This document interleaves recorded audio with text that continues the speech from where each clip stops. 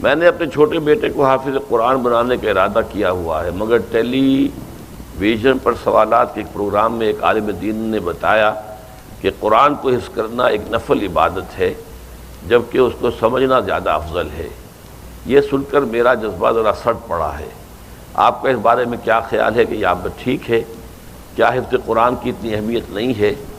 جو بات انہوں نے کہی ہے وہ صحیح کہی ہے کہ اصل شے تو ہے قرآن مجید کا سمجھنا۔ حفظ قرآن جو ہے ایک اضافی ایک نفل شے ہے، فرض تو ظاہر باتیں نہیں ہے، قطعاً نہیں ہے، فرض تو کوئی بھی شخص نہیں کہتا کہ فرض ہے یہ، لیکن جو اس کے درجے مقرر کر دیے گئے ہیں اس میں بڑی مغالطے والی بات ہے۔ اس لیے کہ حضور کے زمانے میں حافظ وہ کہلاتا تھا۔ میرا جو کتاب ہے مسلمانوں پر قرآن مجید کے حقوق، اس میں میں نے وہ حدیث بھی درج کی ہوئی ہے، صحابہ کا قول، کہ ہم حافظ اس کو سمجھتے تھے کہ جس کے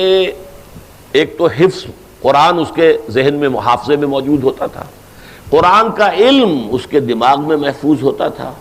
قرآن کا عمل اس کے پورے وجود میں محفوظ ہوتا تھا، وہ حافظ کہلاتا تھا۔ اب یہ صرف الفاظ یاد ہیں، نہ اس کا مفہوم پتہ ہے، وہ تو جیسے ٹیپ چل رہی ہے، اس ٹیپ کو کیا پتہ کہ میرے اوپر کیا لکھا ہوا ہے، وہ لکھا ہوا ہے دوسرے سن رہے ہیں سن لیں، تو یہ تو حفظ نہیں ہے، یہ تو ہمارے ہاں بس ایک رواج پڑ گیا ہے۔ اور بہرحال ایک زمانے میں اس کی اہمیت بھی تھی کہ قرآن مجید کی حفاظت کا ذریعہ اللہ نے اس کو بنایا، اس لیے کہ اگر اس وقت لکھنے لکھانے کا اور کتب خانے اور چھاپے خانے اور یہ اور وہ اور ٹیپس اور آڈیوز تو تھے نہیں،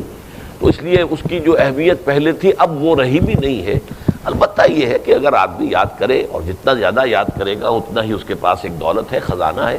البتہ اصولی طور پر جن صاحب نے وہ بات کہی ہے، میں نہیں جانتا جس نے کہی ہے، صحیح کہی ہے کہ قرآن مجید کا حفظ ایک نفلی عبادت ہے،